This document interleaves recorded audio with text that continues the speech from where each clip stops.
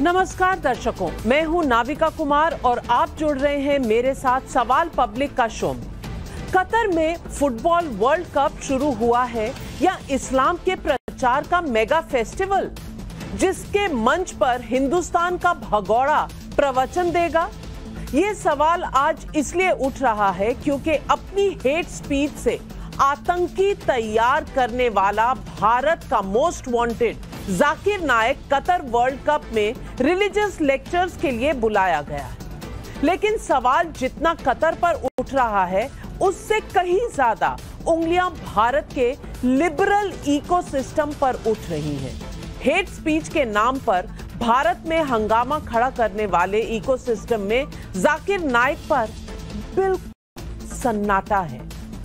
कोई भी बड़ी बात मान ही नहीं रहा, इसको बिल्कुल चुप्पी सी बनी हुई है। इकोसिस्टम जाकिर नाइक को वर्ल्ड कप में न्योता मिलने पर रटे रटाए बयान से संतुष्ट है। बयान है कि कतर से भारत सरकार बात कर ले, हमें क्या। कमाल है भाई। भारत में कोई मसला होगा तो यही लोग सोशल मीडिया के पन्ने रंग देते हैं। कुछ लोग तो फैक्ट चेक करने लगते हैं, नॉट इन माय नेम जैसे कैंपेन भी शुरू कर देते हैं। सवाल पब्लिक का आज ये है कि क्या जाकिर नाइक को लेकर पैसे वाले इस्लामिक देश कतर पर चुप्पी माफ कीजिएगा, इनकी आइडियोलॉजिकल मजबूरी है? फीफा यानी कि वर्ल्ड कप आयोजन करने वाली जो बॉडी है, फीफा के आयोजन में कतर के नफरती खेल पर सन्नाटे के पीछे आखिर कौन सी सोच है? भारत राई का पहाड़ बनाने वाले कतर में जिहादी जाकिर पर इतने चुप क्यों हैं? आखिर क्यों? यही है आज सवाल पब्लिक का।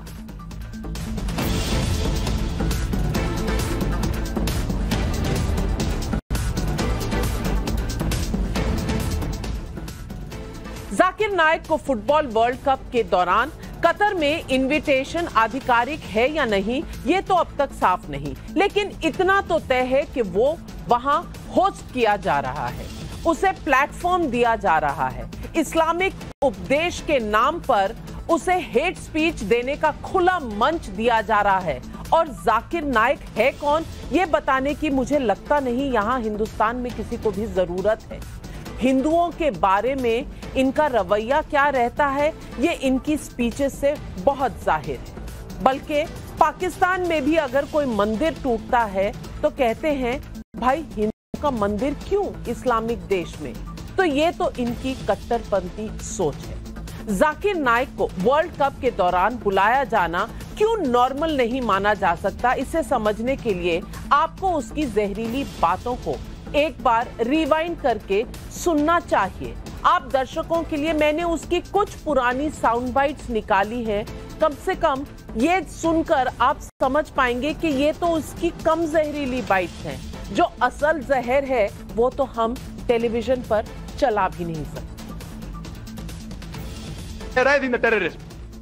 If he is terrorizing America, the terrorist, biggest terrorist, I am with him. Every Muslim should be a terrorist. और जब आप कुरान मजीद खोलेंगे और देखेंगे सूरह तौबा सूरा नंबर 9 आयत नंबर 5, उसमें बराबर यही लिखा है कि जहां भी आप काफिरों को पाओ वहां उनका कत्ल करो। कि विष्णु वो खुदा है जिसके 4 हाथ है, एक हाथ में है चक्रा, दूसरे हाथ में है शंख, और वो पानी पे जा रहा है सांप के ऊपर या हवा में उड़ रहा है गरुड़ा पे। हम मुसलमान इस पर एतराज करते हैं। आप मानते हैं कि बुत परस्ती गलत है? हाँ। आप मानते हैं कि मोहम्मद सल्लल्लाहु अलैहि वसल्लम आखिरी पैगंबर है? जी। तो आप इस्लाम कबूल करना चाहेंगे? सर एक्चुअली मैं बेसिक लेवल से स्टडी कर रही हूँ, मैं और बहुत कुछ जानना चाहती हूँ।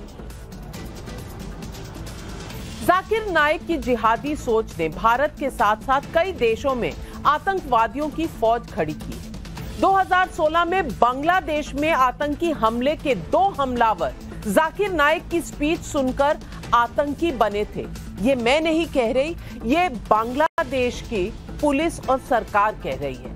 2019 में ईस्टर के मौके पर श्रीलंका में आतंकी हमला करने वाला जाकिर नाइक से प्रभावित हुआ था। ये मैं नहीं कह रही, ये श्रीलंका का बयान है।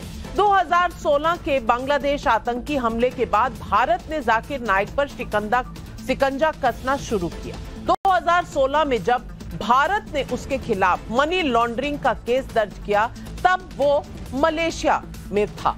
भारत में एक्शन होता देखकर वो मलेशिया में ही रुक गया। 2019 में जाकिर नाइक को मलेशिया में स्थायी रूप से रहने की इजाजत भी मिल गई। मई 2020 में भारत ने जाकिर नाइक की एक्स्ट्राडिशन के लिए मलेशिया से अपील की है, लेकिन मलेशिया ने इस पर ध्यान नहीं दिया। लेकिन एक बात मैं आपको कह दूं, मलेशिया में वो स्थायी रूप से रह जरूर सकता है, लेकिन मलेशिया में भी वो पब्लिक स्पीच नहीं करता और उसे इसकी इजाजत नहीं है। यानी कि एक इस्लामिक देश में भी उसकी स्पीचों पर, उसकी स्पीचेस पर रोक है। लेकिन यहां का इकोसिस्टम जाकिर नाइक के बारे में कुछ भी नहीं कहेगा। हाथ कांप जाएंगे इनके, रूह कांप जाएगी। 2022 में भारत के गृह मंत्रालय ने जाकिर नाइक के संगठन इस्लामिक रिसर्च फाउंडेशन यानी IRF पर 5 साल के लिए बैन भी लगाया है। 2016 के बाद से जाकिर नाइक के लिए भारत में कोई जगह नहीं बची। लेकिन मैंने आपसे एक इकोसिस्टम का जिक्र किया था। इस इकोसिस्टम की जड़ें ग्लोबल हैं, यानी पूरे विश्व में फैली हुई हैं, और इसलिए जाकिर नाइक जैसे लोग जो मनी लॉन्ड्रिंग के आरोपी हैं, जिसका हेट स्पीच सुनकर लोगों के आतंकी बनने का आरोप है, और जो कहता है हर मुसलमान को आतंकी होना चाहिए, ये कहा उसने। ऐसा शख्स भी इस्लाम के नाम पर मलेशिया में शरण पा जाता है और इस्लाम के नाम पर ही कतर में फुटबॉल वर्ल्ड कप के आयोजन में एक मंच पा रहा है। ये फुटबॉल देखने जा रहे हैं, फुटबॉल आगे करने जा रहे हैं, खेल से देशों के बीच में मिलाप बढ़ाने जा रहे हैं, या देश को और पूरे विश्व में किसी ना किसी तरीके से इंसान और इंसान के बीच में खाई पैदा करने जा रहे हैं। 2022 में जाकिर नाइक कतर में सम्मान पा रहा है, लेकिन शायद बताने की जरूरत नहीं कि 2014 से पहले उसे भारत में भी सम्मान मिलता रहा है। 2012 में कांग्रेस नेता दिग्विजय सिंह जाकिर नाइक के साथ एक कार्यक्रम में शामिल हुए थे, और इस कार्यक्रम में दिग्विजय सिंह ने जाकिर नाइक को शांति का मसीहा साबित करने की कोशिश भी की थी। सुनिए दिग्विजय सिंह ने क्या कहा। अस्सलाम वालेकुम। डॉक्टर जाकिर साहब का मैंने बहुत नाम सुना था, मिलने का मौका भी मिला, और मुझे इस बात की खुशी है कि वे शांति का संदेश पूरे विश्व में फैला रहे हैं। आज आवश्यकता डॉक्टर साहब ये है कि आपका ये शांति का संदेश इस पूरे मुल्क में पहुंचना चाहिए, इस मुल्क में पहुंच के कोने कोने तक जाना चाहिए।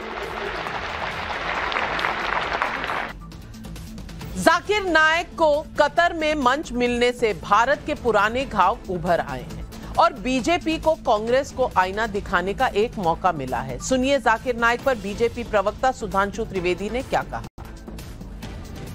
और संस्कृत की प्रख्यात कहावत है मौनम स्वीकृति लक्षणम, यानी मौन स्वीकृति का लक्षण होता है, तो उसको मौन समर्थन दिया है। जाकिर नाइक के विषय में क्या कहा जाए, वो तो कांग्रेस के बड़े नेता दिग्विजय सिंह जी एलानिया पब्लिक मंच से शांति का मसीहा कह चुके हैं और आज तक उसके लिए भी रिग्रेट नहीं किया है। तो वो कांग्रेस का असली चेहरा, कि जो आतंकवाद की विचारधारा को पोषित करने वाला व्यक्ति जिसे शांति का मसीहा नजर आता हो, यह कांग्रेस का असली चेहरा।